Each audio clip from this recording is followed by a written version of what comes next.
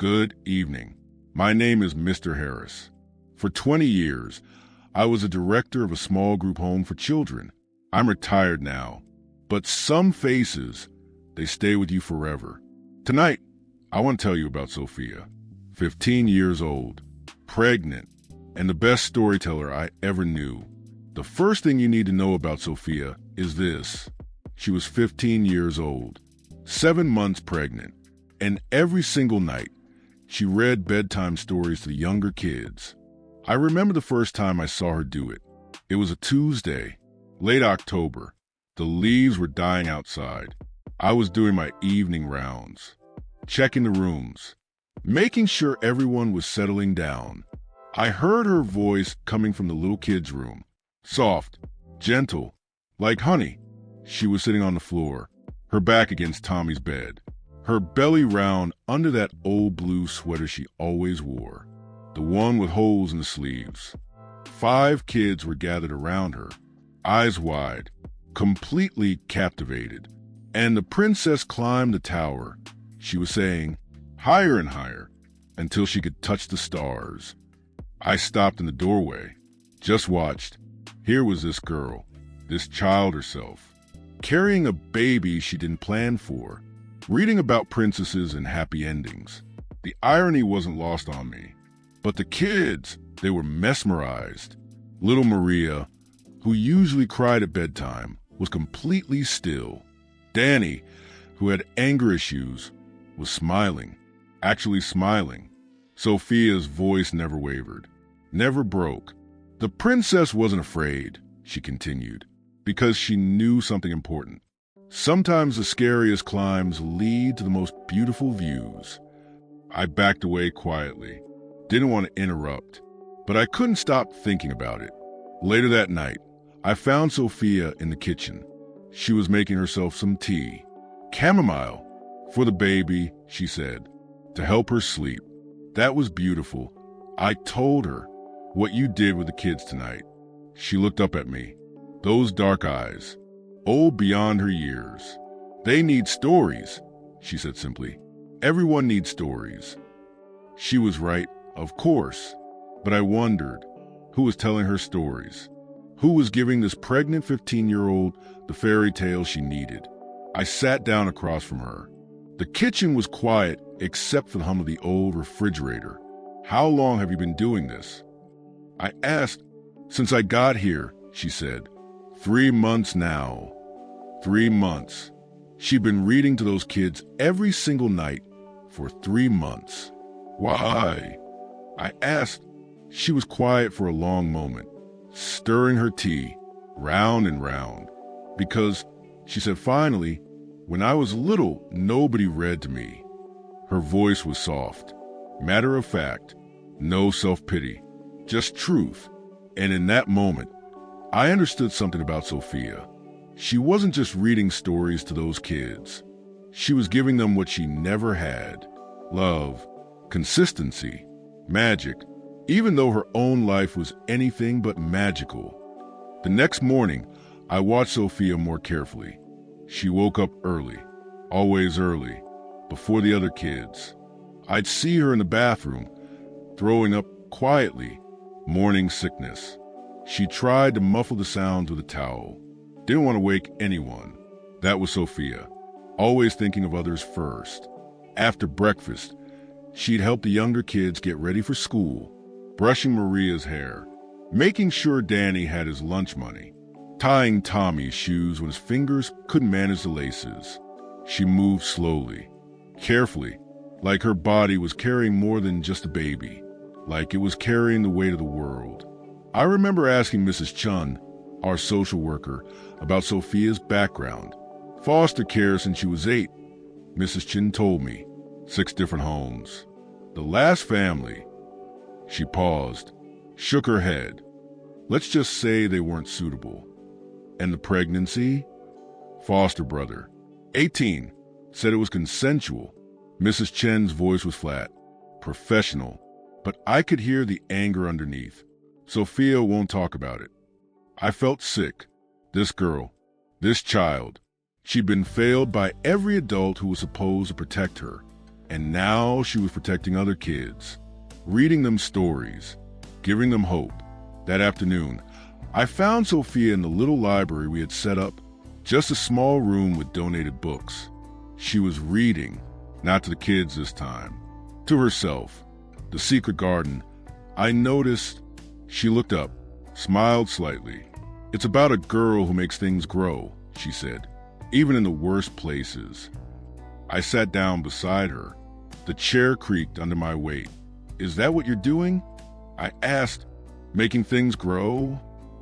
She touched her belly, such a small gesture, but it said everything. I don't know, she whispered. I don't know how to be a mother. I'm still just a kid myself. Her voice broke on the last word, and there it was, the truth she'd been carrying, the fear she had behind all those bedtime stories. She was 15, pregnant, alone, and terrified. You know, I said quietly, the way you are with the kids here, that's mothering. You're already doing it. She shook her head. That's different. They're not mine. Isn't love always a choice? I asked. She was quiet for a long time, just staring at the book in her hands. My mom used to say that. She said finally, before she died, she said love was the only thing nobody could take away from you. She sounds wise. She was sick a lot, cancer, but she still read to me every night until she couldn't anymore. I understood now. The stories, the need to read to the kids. It wasn't just about giving them what she never had. It was about keeping her mother alive. What stories did she read you? I asked. Sofia smiled then, a real smile, the first one I'd seen from her. Fairy tales, always fairy tales. She said they were important because they taught you that even when everything seems impossible, there's always a way through. And do you believe that? She was quiet again, thinking. I want to, she said, for the baby, for the kids here. I want to believe in happy endings. That night, I listened from the hallway again. Sofia reading to the kids. This time it was The Ugly Duckling. And when spring came, she read, the duckling looked in the water and saw something beautiful. Not ugly at all, just different, special in its own way. I heard little Maria whisper, like us? Yes, Sofia said, exactly like us. Everything changed in November. Sofia was 8 months pregnant now. Moving was hard for her.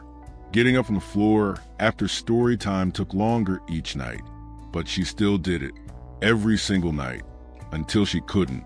I remember the exact day, November 15th, a Thursday. I was in my office when I heard shouting, crying, the kind of commotion that makes your stomach drop. I ran to the common room. Sofia was on the floor, not sitting, collapsed. Her face was pale, scary pale. Danny was standing over her, fists clenched, his face red with anger. She's lying, he was screaming. They're all lying. There's no such thing as happy endings. The other kids were huddled together. Maria was crying. Tommy had his hands over his ears. I knelt beside Sofia. She was conscious but breathing hard. What happened? I asked. Contractions, she whispered. But it's too early. It's too early. My heart stopped. Danny got some news, said Ashley, one of our older girls, about his dad. He's not coming back. Like ever. I understood then. Danny had been waiting, hoping. His father had promised to get clean, to come get him, to take him home. Another broken promise. Another adult who failed a kid. And Danny had lashed out at the one person who'd been telling him to believe in miracles. I called 911. Then I turned to Danny. He was still standing there, shaking now instead of shouting. She lied to me, he said.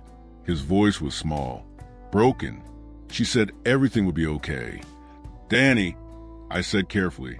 Sofia didn't lie. She hoped, just like you hoped. Hope is stupid, he whispered. The ambulance came. Paramedics checked Sofia. False alarm, they said. stress, but she needed rest, complete bed rest. That night was the first night in 4 months that Sofia didn't read stories.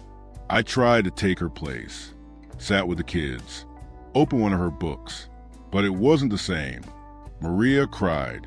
Tommy built his wall of toys higher. Danny refused to come to the room at all. The magic was gone. For 3 days, Sofia stayed in bed. Doctor's orders. For 3 days, the house felt different, sadder, like something vital was missing. On the 4th day, I found Sofia in the hallway. She was walking slowly, carefully, toward the kids' room. Sofia, I said, you're supposed to be resting. They need stories, she said. Danny hasn't eaten properly in 3 days. The doctor said, the doctor doesn't live here, she interrupted. These kids do, and they're hurting.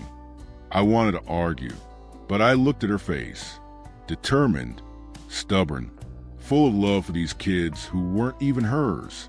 Okay, I said, but you sit in a chair. No more floor sitting. She smiled, the first smile I'd seen from her in days. That night, I brought a comfortable chair to the kids' room. Sofia settled into it slowly. Her belly huge now. Only a month left. The kids gathered around her. Even Danny came. He sat farther back than the others, arms crossed, but he came. Tonight, Sofia said, I want to tell you a story about a boy who was very angry. Danny looked up, interested despite himself.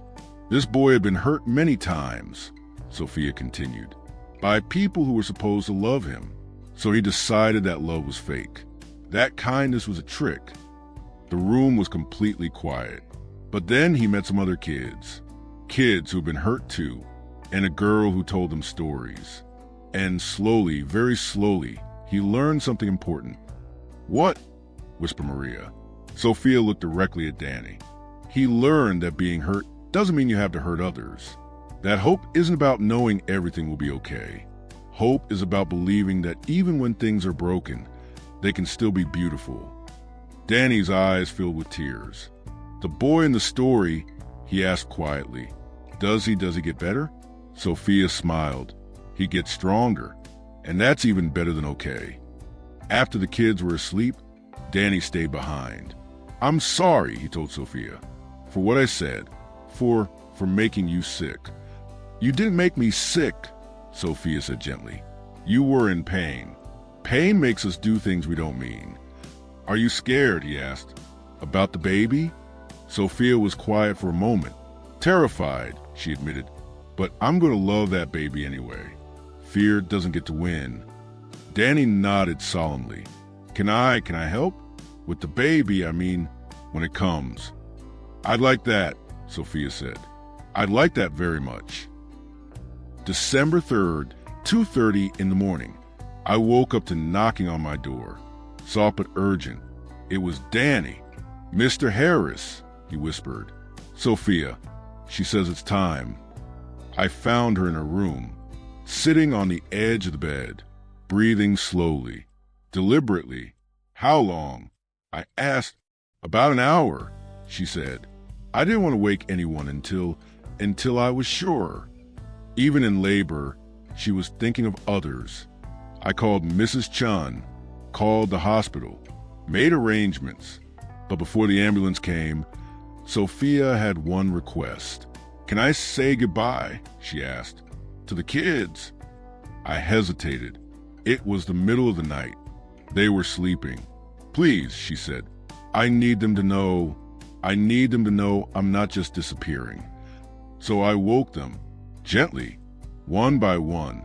They gathered in Sofia's room, sleepy, confused, worried. I'm going to have my baby now, Sofia told them. Tonight. Will you come back? Asked Maria. Her voice was so small. Sofia looked at me. We both knew the truth. After the baby came, Sofia would be transferred to a maternity facility. Then decisions would be made about her future, about the baby's future. She might not come back. I don't know, Sofia said honestly, but I want you to remember something, okay? The kids nodded. Stories don't end when the storyteller leaves. They live on. In here, she touched her heart. And here, she touched Maria's chest. Will you still tell stories? Tommy asked, to your baby? Sofia smiled through tears that were starting to fall. Every single day, she promised. The ambulance arrived. Paramedics came in with a stretcher.